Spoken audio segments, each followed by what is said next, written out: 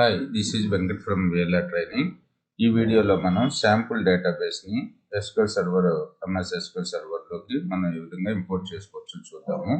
So sample database చూసుకున్నట్టయితే adventure works sample database గురించి గూగుల్లో వెతుకుతున్నాను. దూతే మనకి ఇక్కడ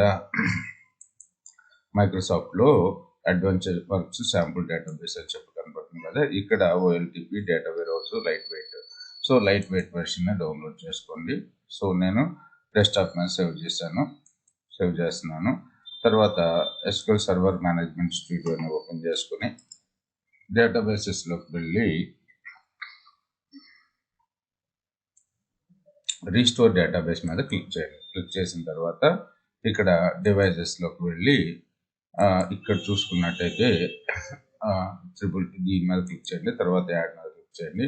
ఇక్కడ ఒక పాత్ వస్తుంది. ఆ పాత్ని మీరు డైరెక్ట్గా ఓపెన్ చేసుకోండి. ఓపెన్ చేసి ఈ పాత్ని ఇలాగే ఇందులోకి మనం డౌన్లోడ్ చేసుకునే అడ్వెంచర్ వర్క్స్ ఫైల్ని ఇక్కడ పేస్ట్ చేయండి. పేస్ట్ చేసిన తర్వాత ఓకే, సో మీకు ఈ విధంగా కనపడతా ఉంటుంది అనమాట. ఓకే, యాడ్ ఇలా కనపడుతుంది కదా, దీన్ని ఓకే చేసి ఓకే. సో మనకు ఇప్పుడు అడ్వెంచర్ వర్క్స్ డేటాబేస్ అనేది ఆటోమేటిక్గా క్రియేట్ అయిపోయింది. సో ఇందులో చాలా టేబుల్స్ ఉంటాయి.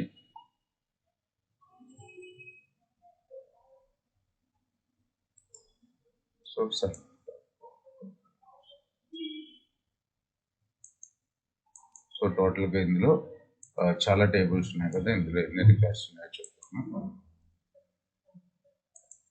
సో టోటల్గా ఇందులో నియర్లీ 72,591 రికార్డ్స్ ఉన్నాయి.